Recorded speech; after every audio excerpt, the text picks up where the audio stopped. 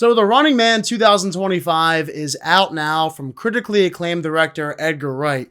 But is it better than the 1987 Arnold Schwarzenegger Running Man? Let's talk about it.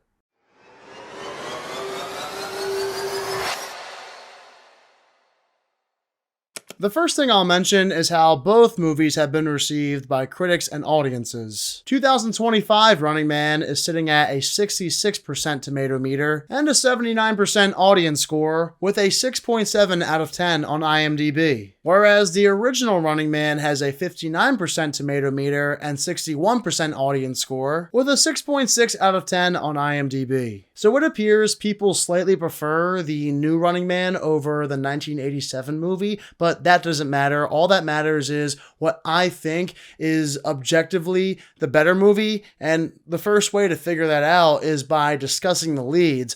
Arnold Schwarzenegger versus Glenn Powell. Now, just like how critical and audience reviews of The Running Man 2025 and 1987 don't matter in this video, accuracy to the book is not going to matter in this video either. If that were the case, then The Running Man 2025 would blow the 1987 movie out of the water. And so as far as Glenn Powell versus Arnold Schwarzenegger goes playing Ben Richards, despite Glenn Powell having a closer resemblance to the Ben Richards from Stephen King's novel, I don't think that makes his portrayal better than Arnold Schwarzenegger's. As a matter of fact, neither performance stands out as great or memorable. They're both just fine, you know? I don't look at either performance as character elevating performances. Arnold is this big muscular guy who looks cool, he has a lot of funny one-liners to say, and can easily handle himself. His battles against the stalkers are entertaining,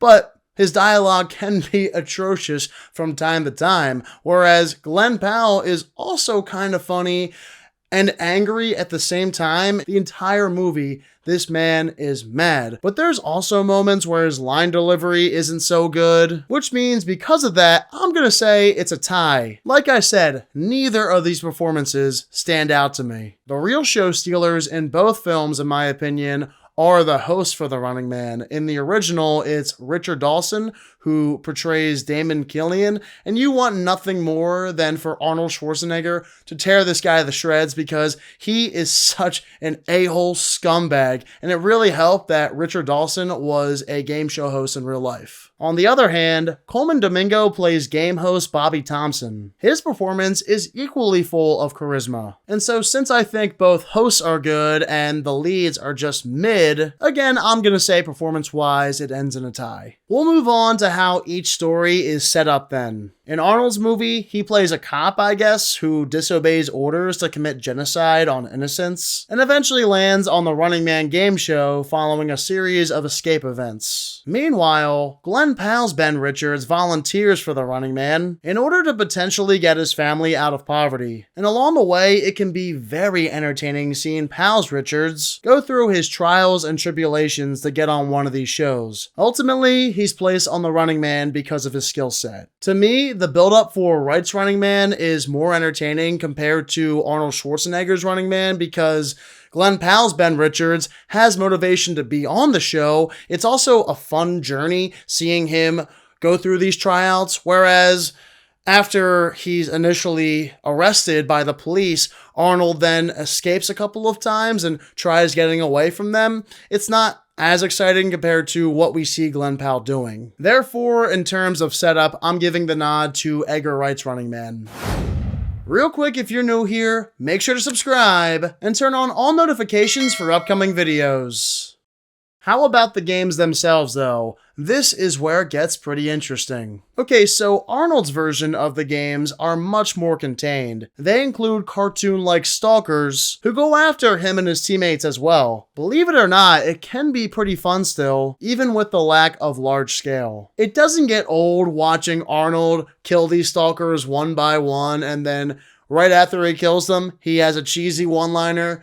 It's iconic. People love this movie for that reason. But hear me out. When it comes to Edgar Wright's Running Man, his version of the games for a while had me so invested to the point where I thought I was watching the best movie of 2025. I mean, this rendition of the game show is an absolute blast. Think about it. If you saw the movie, there's a plethora of kills. It's a very violent movie. The game is more complex. Players can travel the world too, so it's a large-scale game this time. Everything in general about the Running Man is an upgrade in this version, and I was on the edge of my seat for the most part with this experience. Therefore, for the second category in a row, I have to pick Edgar Wright's The Running Man over Arnold Schwarzenegger's. However, the finales are what makes all the difference. I know I've given the nod to Edgar over Arnold twice already in this video, but, and this is a big but, the ending might make or break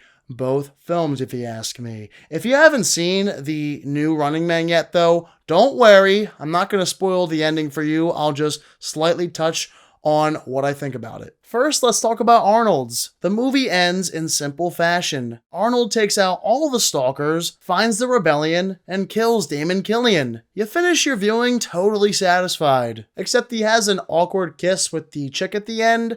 I don't think that was necessary.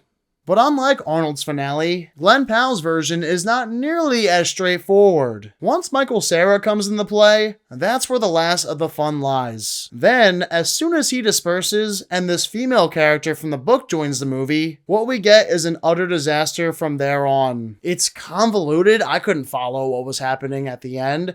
The film goes on for way too long after things are revealed. The ending is changed from the book, despite Edgar Wright, for a majority of this movie, being adamant on having an accurate adaptation from the book to film. Just everything about the final 30 to 45 minutes misses completely in Wright's version. And because of that, I think it almost ruins The Running Man 2025. Will I go as far as to say it does? No, I think the movie is still good for the first 2/3, but that final act is terrible. I couldn't believe I was sitting there for a majority of the movie thinking, this is great. It may be my favorite movie of 2025 by the end, but that finale is so bad. So I'm definitely picking Arnold's finale over Edgar Wright's finale. Arnold's ending is concise, simple. You finish watching the movie happy. Not to mention the 1987 film is only an hour and 40 minutes or so, whereas the new one clocks in at just about 2 hours and 13 minutes. Why? Why did Edgar Wright feel the need to tack on an extra 30 minutes? That was completely useless. This movie feels so much longer than it really is because of that. With all that being said, let's pick a winner. The better Running Man movie is the 1987 film. Sorry, Edgar Wright and Glenn Powell fans, I wanted to love this movie, and I was for most of it until those final 30 to 45 minutes. If they had a better finale, if it wasn't so convoluted and went on for as long as it did, I probably would have picked it over the 1987 film. It was great for most of its runtime, and then the finale just sucked and ruined most of the film. So yes, the 1987 film takes the W from me, but if you guys watch both Running Man films, let me know in the comments what you think is the better of the two movies. Well, thank you all so much for watching this Versus video. Again, if you're new here, make sure to subscribe, and leave a like if you enjoyed yourself. I'll catch you all in the next one. See you then.